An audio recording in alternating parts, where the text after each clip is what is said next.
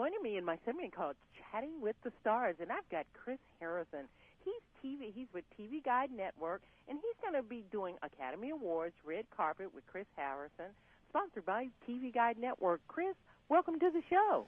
Thanks, Valder. It's always good talking to you. I think you and I have been doing this for 5 years together. We have, and I adore it when you come because you bring us that news that people want to hear. I don't know why people love celebrities, but they want to hear the news. Well, what are you going to do?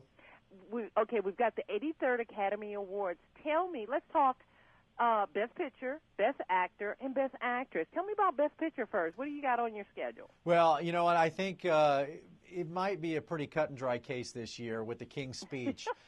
It's just one of those movies that everyone has an accent. It's highbrow, a lot of dialogue. It's just perfect. It just reeks of Oscar. If there's going to be a surprise, maybe something like The Social Network or even True Grit. But, man, I don't see King's Speech losing. And I think that goes into the actors as well. Colin Firth, who was terrific in The King's Speech, was so amazing and captivating, is the odds-on favorite.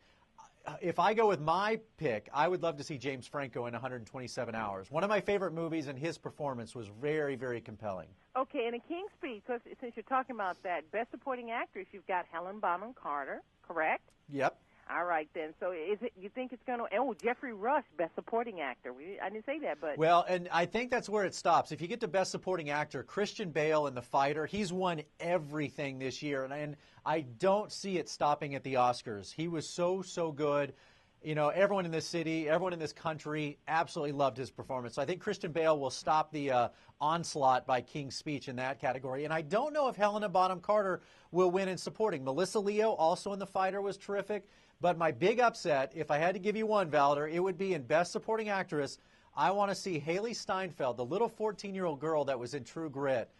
Terrific, terrific performance. Held her own against Jeff Bridges. Well, also, too, I was looking at something with Dakota Fanning yesterday, and so we don't have that little really good star anymore, and I know they're trying to fill that void. Right, that Jennifer Hudson moment, that, because you're going to see the Annette Benings and the Natalie Portmans and those types of people on the stage, I think it would be such a unique, good moment. Like you said, very unique to the Oscars to kind of anoint the next generation, the next big star. And this little 14-year-old girl seems to have that certain something to captivate everybody. Well, did she come out of nowhere like people said? I know she's been around. Well, no, essentially she did come out of nowhere because this is her first big movie. It's not her first movie ever, but this was her first blockbuster and her first big role. So imagine this little 14-year-old girl, her first big movie, she's acting opposite Jeff Bridges, and a huge, huge hit, and she literally steals the screen. So it's a great, great story, and I think it's something that it's the kind of story that Oscar can embrace. And it's a great role she had, because I watched the old True Grit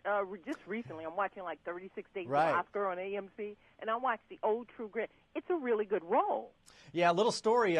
John Wayne won the Oscar for Rooster Cogburn in the original True Grit. So we'll see if Jeff Bridges can keep that up and if the movie can win. But I really think she's the best shot. You've seen the movie, so I don't think she should have been supporting actress. She should have been the lead actress because she really should have been lead actress. Yeah. Because it's a really, it's a classic role almost. It really is a good role.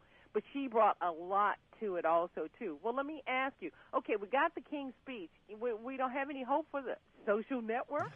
It's funny. The Social Network, it had so much buzz early on that it was a movie that defined a generation, and Jesse Eisenberg did a terrific job. I'm not going to take anything away from it, but it was almost like Slumdog Millionaire, where they were really, really trying to force everybody into making this the Oscar movie. But it's not Slumdog Millionaire. It's not as big as The King's Speech. It's not as big as some of these other movies, and I think it's just going to fall a little bit short this year. Okay, Best Actress. I'm sorry. I'm not going to say it's a slam dunk. Natalie Portman in Black Swan, the most confusing movie of the year, but also one of the best performances. She was terrific, and she's beautiful, smart, pregnant, so we'll see her on the red carpet on Sunday. If someone was going to upset her, I would think it would be the classic Hollywood icon, Annette Bening. She's the type of darling that the Oscars loves to put on the stage, but I really think it's Natalie Portman's year. Well, it seems like it, but you know how the Oscars are. You think you've got a sure thing, right. And then, there's always, we're sitting in our living rooms going, oh, no, I thought the other one was going to win. Yeah, I like that. No, I love the curveballs, and I know all the prognosticators love to sit on their high horse and say, oh, this is a sure bet. The only sure thing is we're all wrong. Okay, the best actor. Tell me, who's going to walk away with that? Again, if I had to put money on it, I would definitely say it's going to the King's Speech and Colin Firth.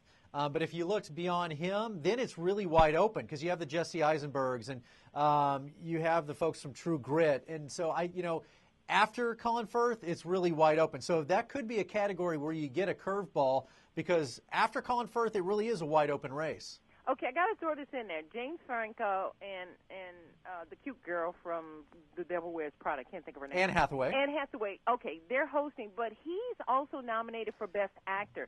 Is this something new we're going to see, or you can host and win? Well, and you brought up a good point because, in my opinion, if Colin Firth doesn't win, my favorite role, one of my favorite movies was James Franco in 127 Hours. He essentially acted by himself in a cave the entire movie, yet you couldn't take your eyes off of it. You were on the edge of your seat.